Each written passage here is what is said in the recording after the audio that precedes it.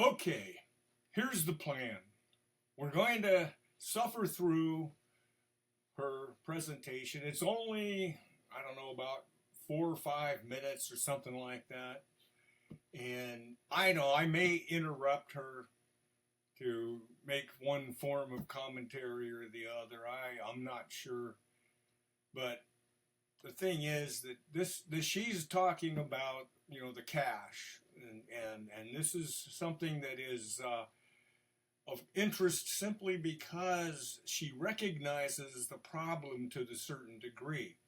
And also she's associated with, as we've talked about in the previous edition, Hillsdale College, these people who know so much but are unable to respond to people who might want to contribute to their effort. And that seems to be the problem, and I don't know, maybe I'm one of the few that have something to contribute. That remains to be seen, but somebody has to entertain it somewhere along the line. So let's listen to see what Catherine has to say. Digital currency. It is a currency issued directly by the central banks. It can be done on a wholesale basis, which is to essentially allow the commercial banks to issue it on a retail basis and do the management of it on retail and then relate back to the central bank, which will be a wholesaler, or it can be done directly by the central bank doing directly a retail CBDC. The challenge with CBDC is it gives the central bankers complete control and the ability to program your money. What it does is it gives them the ability to say what you can use your money for, where you can use your money. It's called programmable money. Some people call it smart contracts. I call it very stupid contracts. But it gives you the ability to issue programmable money and do complete surveillance and control of where and how people use their money. Now, I say that CBDCs are quite dangerous, and they are. However, it's very important to understand that this kind of complete control comes about not through CBDCs, but having an all-digital monetary system.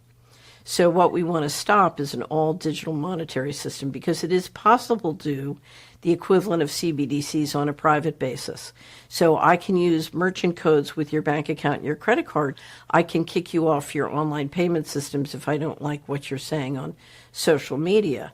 There are many different ways if we go to an all-digital financial system. We have digitized throughout our economy, so our homes are full of digitized equipment that can be identified and surveilled. Our cars are more and more electric. They can be stopped remotely. The thing to understand is if we go to an all-digital transaction system, financial transaction system, with a digital ID, so I can tell you're you and I'm me with great precision, then suddenly all those different digitized items and equipments and systems snap into one complete control grid. And the key to that snapping into the control grid is the digital ID and the all-digital monetary system. Now, let me tell you what that looks like, because we don't have a financial problem. We have a governance problem. If you do it in a system where a secret governance system that is non-transparent and outside of your control, if that gives them the power to basically turn on and shut off your transactions, we're in a coup d'etat world. By creating an all-digital transaction system with a digitized economy and a digital ID, suddenly the central bankers now control fiscal policy. They can determine where you go, when you go. So let's go back to the pandemic. During the pandemic, if the lockdown said you can't go more than a mile from your home and you can only go that on Tuesday and Thursday, in an all-digitized economy with satellite flying overhead, they can literally track you, and if you don't do what they say, they can turn off your money. Now, what this means is you not only have usurping of the people, can literally control healthcare or other powers reserved to the states, and by the ability to literally control your financial transactions. The way to make that transition is just say total control. If you don't eat cricket. There we go. I forgot that all you have to do is to tap the YouTube to get it to stop. But as you can see, she's almost done here, and she's already demonstrated just about a complete lack of understanding of just what constitutes our current so-called currency. And I'm really hesitant to get into this in any degree whatsoever. It's not to say that she is incorrect here, because we went on the ledger. You see, we really don't have what is called cash in the sense that we talk about cash being coins and paper currency. That was put in play only as a concession. When they implemented the Federal Reserve System, we went from being on coins and so on and went straight to a ledger. Everything is done on a ledger, and what they're trying to do now is to unify the ledger and to make it so that we can do away with the so-called cash. And the cash is something that they've allowed to keep in play because it's the thing that keeps the crime going. If we did not have cash, dollar bills as they call them, and coins, our criminal element would be in a severe circumstance because they wouldn't be able to buy and sell anything. They'd probably have to do everything with cryptocurrency. And there's no reason for us right now today to even have cash. It's a concession, and it was something that was done as a matter of transition from the 1913 to 1933. That's what they did, was to transition from money to currency. And the currency is on the ledger. And every time you go to get currency of any kind whatsoever, any kind of Federal Reserve notes, it has to come off the ledger. This is the thing. And you can get these things, and I'm not going to go into the details of that because it's becoming, it's archaic, and they're trying to change over to this CBDC thing. The problem that is going on here is that she is not talking about the Uniform Commercial Code. And so you go, well, why? Who cares? Well, if you consider yourself to be a U.S. citizen, which that's an error, mode 1, but we won't touch on that, you are obligated. It's presumed by the judge that you're standing in front of, should that be the case, that you know the United States Code, all 52 titles, and that you know the Uniform Commercial Code and you abide by it.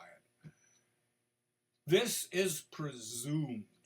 And of course, Catherine here is demonstrating that she probably claims U.S. citizenship, which is not to her, it's not to her benefit in a number of ways.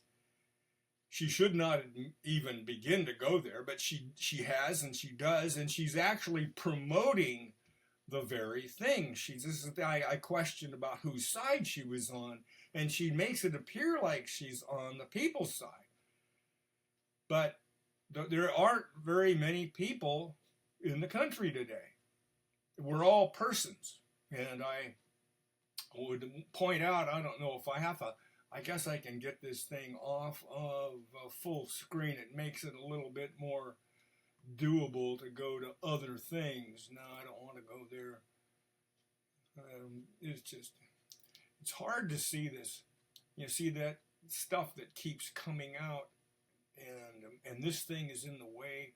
I don't know. Shoot, I'm going to put it over here. So anyway, I wanted to get this thing here, and this whole thing about the citizen, that a citizen of the United States is a civilly dead entity. This is the Supreme Court in the congressional record. Well, actually, it's from the congressional record. The Congress recognizes the fact that a U.S. citizen is a person. He's not of the people. And here in the Supreme Court, they note the people does not include United States citizens. So, if you claim to be a U.S. citizen, you're no longer of the people, and it's your choice. This is the thing that people don't get. You made this choice somewhat unwittingly, and yet here you are, thinking that you still you're under the Constitution, and you're not. The people are under the Constitution. Persons are under the 14th Amendment. And so your protections are all coming from the 14th Amendment. And so what does that have to do with it? Well, that means that you're under the United States Code and the UCC. If you're not a United States citizen, you're not under those. The United States does not have any jurisdiction on the individual of any of the states. Any state citizen is not under the jurisdiction of the United States. And the Larry B. Kraft demonstrated this with a brief that you can get. I mean, they're around, and it details just exactly what the deal is. And so Catherine should be talking about this. And she should also be talking about, let me see here if I've got this, negotiable instruments here, right here. She should be telling you about these things because the instruments are supposedly, promises or orders the payment of a fixed amount of money. But we're not dealing in money, we're dealing in a currency. And if you look down here, it says negotiable instruments do not include money. They are about handling money, payments, and so on, but they're not money themselves. And so this means that no one should call a Federal Reserve note money. It's a currency, yeah. It is monetized credit given by an unwitting owner of said property. This is what Catherine should be telling you, that your credit is a property. It's just like any other property, and it's under the property rights. And they've set this system up that you utilize your credit, and they accept it and exchange it for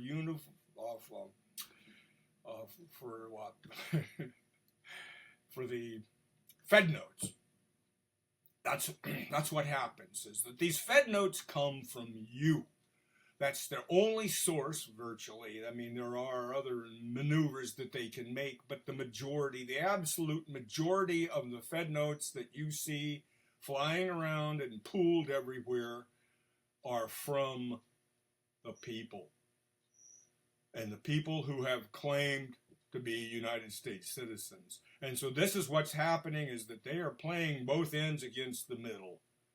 They treat you like a United States citizen, but in order to get your credit, they acknowledge that you are a living man or woman. And they give you credit for that while they take your credit and turn it into Fed notes. And this is what Catherine should be telling you, because it's the thing, this is where they come from. And they're trying to get away from this, because the other thing that's come about is that when you understand what the negotiable instruments, you see here, this is an unconditioned writing that promises and orders the payment of a fixed amount of money. Drafts and notes are the two categories of instruments. A draft is an instrument that orders a payment to be made. So this sounds like, oh, yeah, right, who cares? Well, the thing is that almost all negotiable instruments are cash. if you know how to handle it. When the parking ticket lady leaves a ticket on your windshield, that ticket is cash. If you know how to negotiate it, you can treat it like it's a promise to pay, and you what they call, you have a endorse. You have to endorse it, have a special endorsement instead of an open endorsement, and it becomes cash, and you can use it according to however you want. You have control over any negotiable instrument that you have in your hand. You are called the holder in due course. And it's just like a coin. You see, this is what they've done with the negotiable instruments. They've transformed them. They've made them into the semblance of a coin. And in order to do this, they had to make all negotiable instruments cash.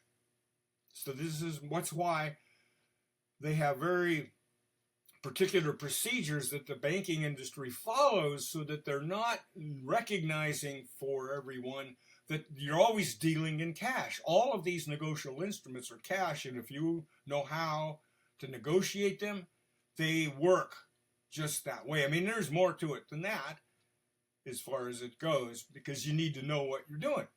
But this is the whole point of what was happening, and this is what's not being done by Catherine. She is not instructing you on how to use these, and they are not going to be around very much longer if they get this other thing in place, because I haven't figured out just exactly what their source has been. If they're going to keep trying to get the good faith and credit of the American people, that remains to be seen. I mean, they figured it out already once, and I can imagine that these weasels are going to come up with another approach that's going to be just as hard to figure out as this one was. So anyway, I'm not sure if I'll get back here. Let me see this. And she could... flour and synthetic meat made in a lab, will turn off your money. Use cash, encourage the local businesses to use cash, encourage your local banks to support cash. You can always use cash, and you can use checks. Keep the cash and check systems going.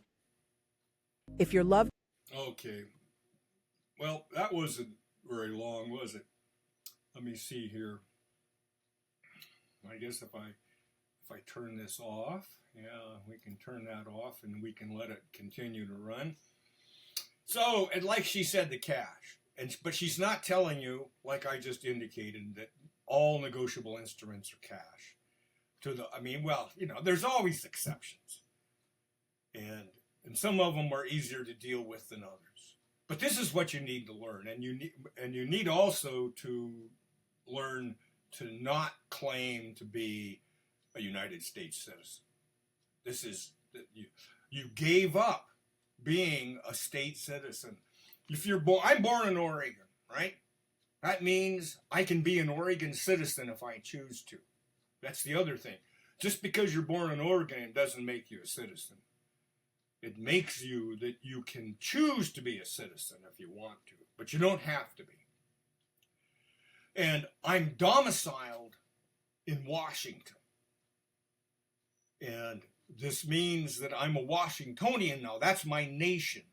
But I was born in the nation of Oregon. And this is what everyone should know as far as it goes. And the emphasis should be on your being under the Constitution instead of under the 14th Amendment. And that's a whole other discussion. But if you look into the difference, we already talked about the difference between people and persons. And where is that? They have the, there it is. So I'm not going to cancel that. We're going to be back to there.